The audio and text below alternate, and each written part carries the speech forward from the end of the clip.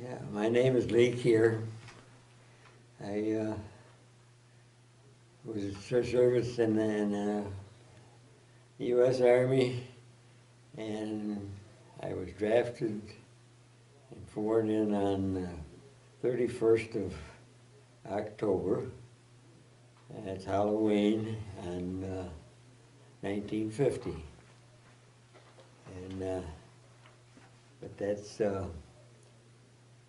yeah, that's the beginning of the story. And I went to Buffalo and got sworn in, and then to New England for induction. And then we went all the way back to Louisiana, and they put us with the 45th Infantry, and they were just being brought up to service, so we took our training with them. We didn't go through training center. And on over to Japan. We done our advanced training there, and then into Korea. And that was like in December of 51. And then we went up on the front lines right from there, and we went to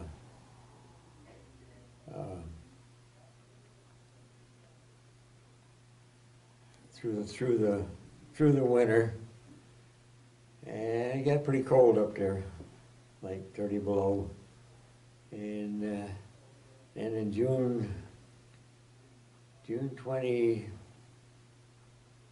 24th, I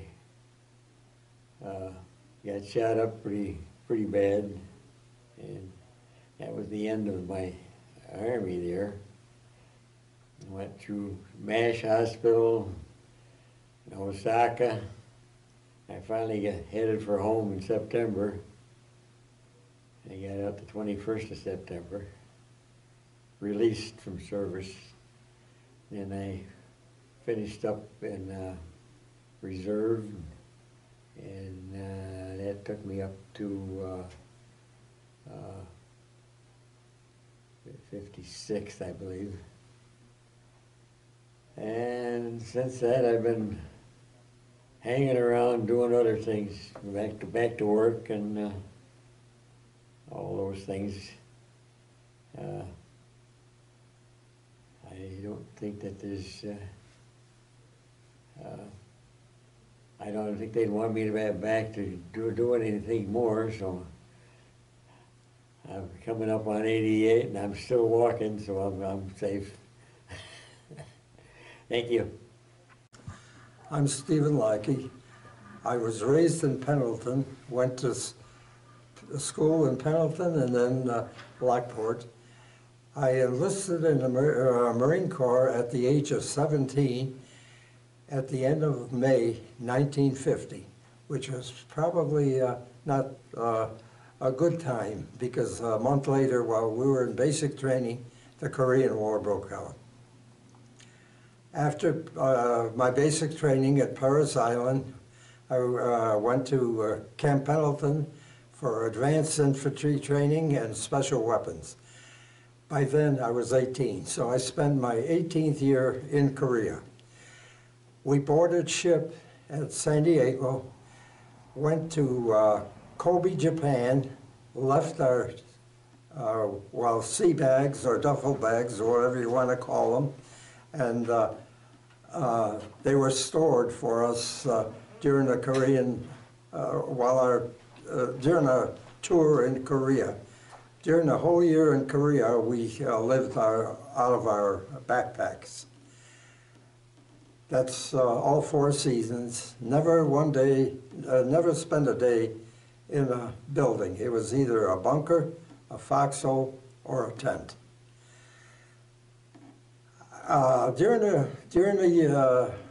While I was in Fox Company, 2nd Battalion, 1st Marines, During that year, we had quite a few different battles, but what I'd like to focus on, for me, it was the worst battle experience. And it was in the middle of September 1951. At that time, the peace talks had been broken down, and the war was back on again. Our mission was to capture a hill, Hill 749. Hills were named by their elevation in meters. Hill 749 was partially captured by one of our other regiments, our 7th Regiment, but we had to finish the capture. Once we captured Hill 749, which intelligence first thought was a outpost of the North Koreans, it turned out to be the key to their main line of defense. So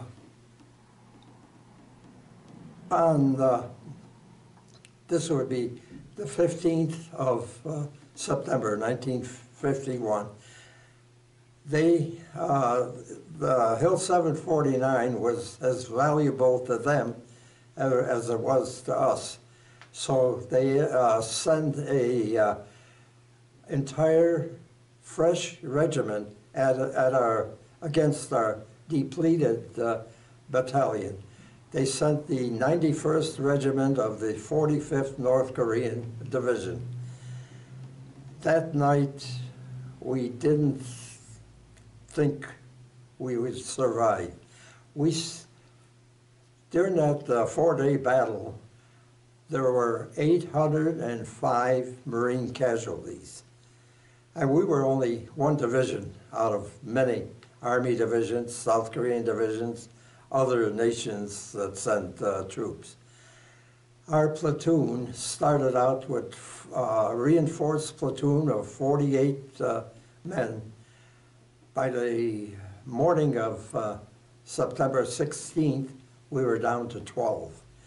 And all 12 of us were wounded, but were still able to function, so we held the hill.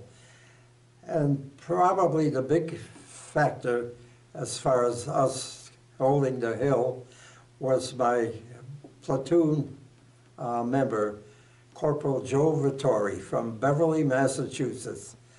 That night, he and his Lyle Conway, PFC Lyle Conway, did unbelievable task. The next day, when the battle was over, or the next morning, we counted 200 North Korean bodies in front of their positions. Unfortunately, Joe was killed towards the end of, just minutes before the night was over and the day was begun. And at that time, we controlled the day, they controlled the night, because we could use our air power close up during the day, where at night we couldn't use it. Well, Joe was killed, and we held Hill 749. According to Joe's Medal of Honor citation, if we had lost Hill 749, our company and battalion would probably have been rolled back, and how many, we don't know how many more American troops would have paid the price to try to recapture it. Hill 749 is still part of South Korea. It's about 40 miles north of the old 38 parallel, about 10 miles from the east coast of Korea. And in the very rugged terrain, Tabak Mountains would be comparable to our Rocky Mountains. 65 years later, I got a call from the Marine Corps. Well, Joe was first buried at Incheon, the UN cemetery at Incheon, until his parents asked for burial back to Beverly, Massachusetts in the family plot. 65 years later, I got a call from the Marine Corps that the commandant was dedicating a new Marine Reserve training facility at Devens, Massachusetts. This would be a battalion of Marine reservists that would be their home. They asked me to be the guest of honor and a guest speaker at the dedication, and I couldn't be more proud or more humble. I'm getting a little, my emotions are getting a little towards me. And I've got a plaque from the battalion. My role as far as Joe Vittori's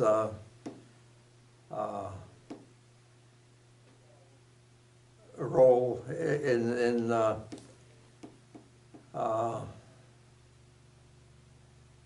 night of the 15th or 16th of September 1951.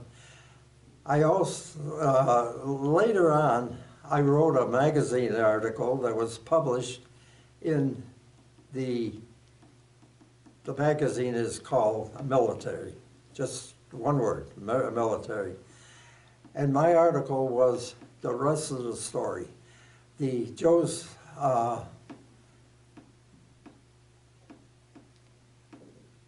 certificate of the Medal of Honor explains about his role during the battle. But he didn't have to be there. That summer, he had been wounded badly enough so they had to evacuate him to a hospital in Japan. At the hospital, after he got back from the hospital, they gave him instead of coming back to our platoon, they gave him a safer job as supply back in battalion.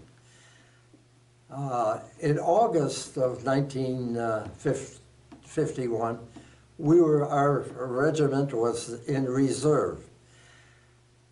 Early September, our battalion commander, Colonel Neihart, gathered us, and he said, men, he says, we're going back into action. He says, I can't tell you what our mission is, but I can assure you that there will be plenty of Purple Hearts.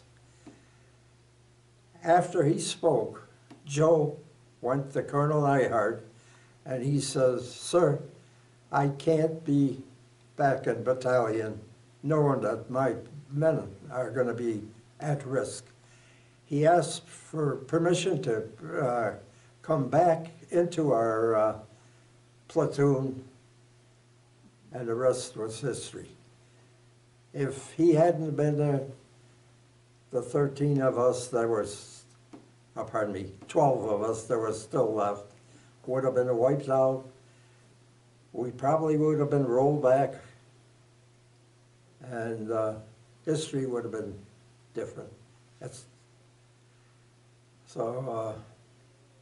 And since then, I've dedicated myself to writing magazine articles, 4 magazines: Military, Leatherneck, Marine Gazette, and once in a while technical articles for American Riflemen. But I don't write about myself. I write about the brave men that I served with. Some that came back, others that didn't. There were some amazing story. One of our what we call career private, Tom Riccardi from New York City, Brooklyn actually. He became, well, he delighted to be a private. Every time he got a stripe, he would do something to lose it to be back. He said his motto was the two rarest ranks in the Marine Corps are general and private. And he said, since I can't be a general, I'll stay a private. The Silver Star is the third highest medal that our government gives. Tom got one in the summer of 1951, and he earned a second star during the Battle of Hill 749, and which is unusual to start out with. But what's more unusual, the first Silver Star was awarded by the Army and the second by the Marine Corps. And back to our battalion, during that 4-day battle, we had 2 Medals of Honor, 4 Navy Crosses, quite a few Silver Stars, Bronze Stars, many Purple Hearts, and 2 promotions or recommendations for OCS. And I didn't think I'd make it through my 18th year in Korea, but I'm in my 80s and I'm still talking about it. And I thank you. My name is Kenneth Broker. And your rank? I was a tech sergeant. Okay. In the Air Force, right? I was tech sergeant in the Air Force, yeah. Okay. And then you can talk about whatever. Well, I started out in the service, going to join the Navy. And me and my friend, who has family in this neighborhood too, I think. He's an Air Force veteran too, but he don't live here. Mm-hmm. That's the house he lived in on the way here coming in the ranch. Henry Hastings was my friend. We joined the Air Force back in 1952. Basic training, we went to Sampson Air Base, and I don't know why my memory reminds me of 20, more than that. But anyway, I went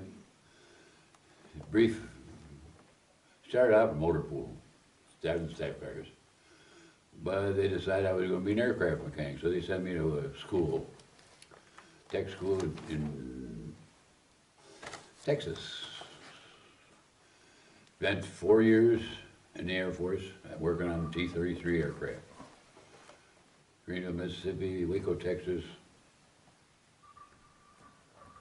And I got a discharge, and I ended up coming back here. After a few years, actually, I joined the reserves. And ended up working here at Niagara Falls as a reservist mechanic. So along the way, I spent more time actually as a veteran of the civil service, DOD, working on airplanes. Got discharged from that in 1993. And in the meantime, where did I all work? Flew C-130s out of Niagara Falls as a flying crew chief and whatever. Couple of tours as a reservist. We would do a Panama once a year. So we were non-eventful. So, actually, how I got back on active duty from reserves, I forgot about that part. The military, got called up, reservists got called up for the Cuban crisis, I guess we would call it. What year was that? 62 maybe? Yeah. So I elected to stay in the Air Force took an act of Congress to keep the reservists on active duty. But I enjoyed it. Went off to, where'd I go to from here? I can't remember. Just this minute.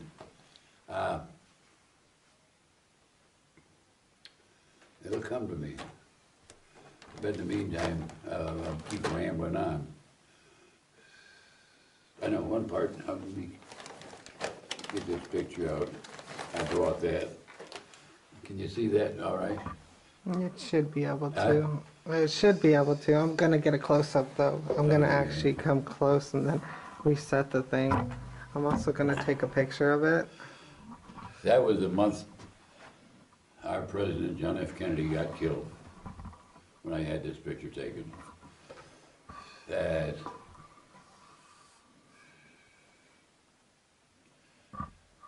Langley Air Force Base, Virginia, that's where it was. So anyway, I was there, I got orders to go to Japan. So I served in Japan for about 3 years, working on, a unit was called, oh no, one thing, not my first taste of chemicals, Agent Orange. Can't prove it, so I don't get no VA help, but,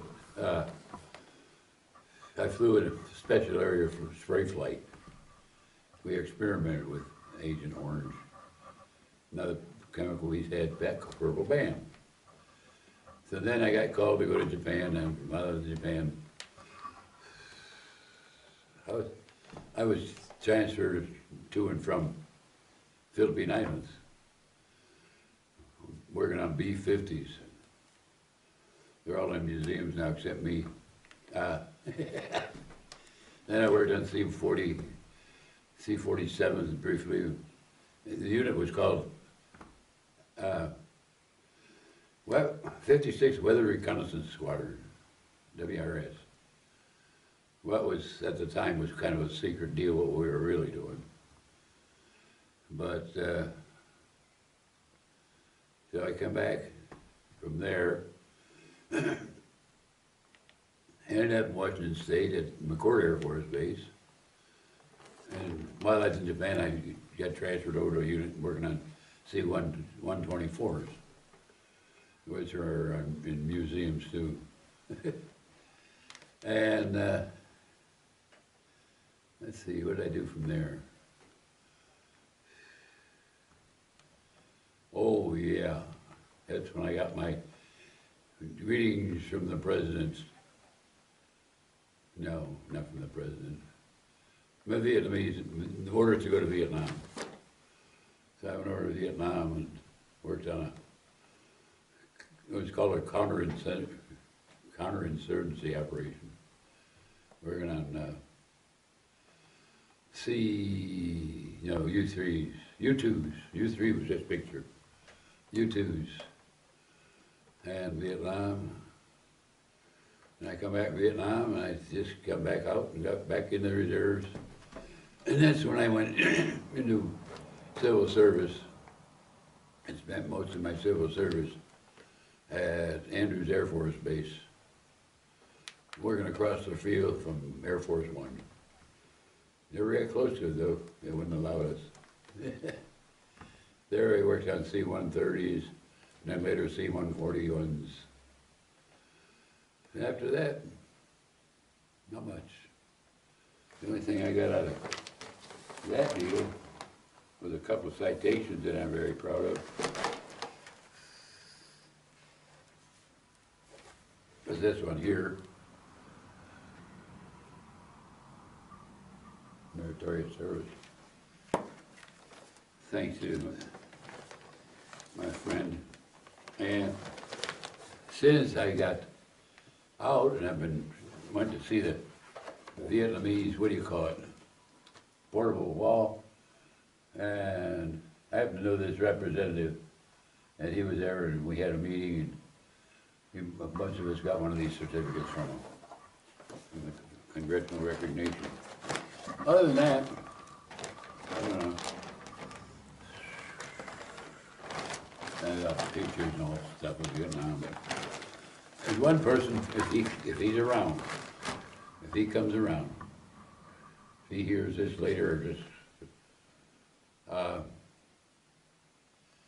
I was in the 20th Tactical Air Sports Quarters. Our patch looked like Snoopy flying, Snoopy and the Red Baron, how he flies on top of his doghouse. That was on the patch. I wish I had one on here, but I can't find one. The 19th Tactical Air Sports Quarter was a guy from Wheatfield, and last I heard he lives on Lower Mountain Road, so he might be around. I'll give you his name. If you're in there, if he hears it. I think he was Bill Parkhill. My name is Francis Gogo. I was in the Air Force, an Airman First Class. 1950, June, I enlisted in the Air Force for 4 years. I was sent down to San Antonio for basic training, supposedly to take 18 weeks of basic training, but something happened while we were there. The Korean War broke out.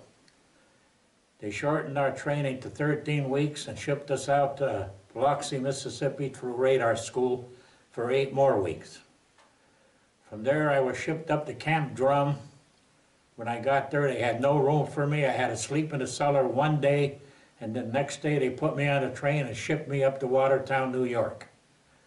I spent a couple of months up in Watertown, was woke up one morning about 3 o'clock in the morning and told, go down to the motor pool, you're heading down to Niagara Falls, New York.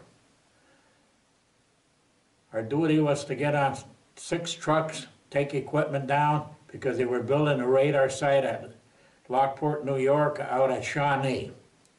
Well, after traveling for over 8 hours coming down here, we got to the base and found out that we weren't allowed on the base because the base wasn't done and the Air Force hadn't accepted it. Major Berg at the time was the commanding officer, and he told us to go into the Niagara Falls. They made arrangements for us to stay at the Prospect House Hotel. That was terrible duty because our beds were made for us when we left for work at Shawnee. We were pulling guard duty there only. And our meals were down at Louis' restaurant, which was one of the most famous restaurants on Fall Street at that time. But we loved it. It was rough, and we took it. So anyway, I was one of the 18 men that originally settled on Shawnee. I met my wife up here in 1951. We got married. And in March of 1952, I got my orders to ship over to Korea. I went over to Korea. I was stationed at Old Smoky, it was called, K-14. We were on top of a hill in the radar site. We were just above the F-86 fighter base, and there were also British Meteors down there. They'd done all the fighting up north against the MiGs. We were the boys that were supposed to find these MiGs for them, take them up there, and bring them together, and then let them scrap it out. We watched North Korea all the way up to the Yalu River, partially into China. I could tell you some nice stories about it, but I don't think I should. Our boys really whooped the hell out of them, and it was a good job done by all of them. We made quite a few boys aces by knocking down 5 MiGs. After my duty in Korea, I was shipped back here. I went to Cape Charles, Virginia, and finished my time in the service there. I was discharged in June of 1954, come back home here to Ransomville and settled ever since. Been here ever since.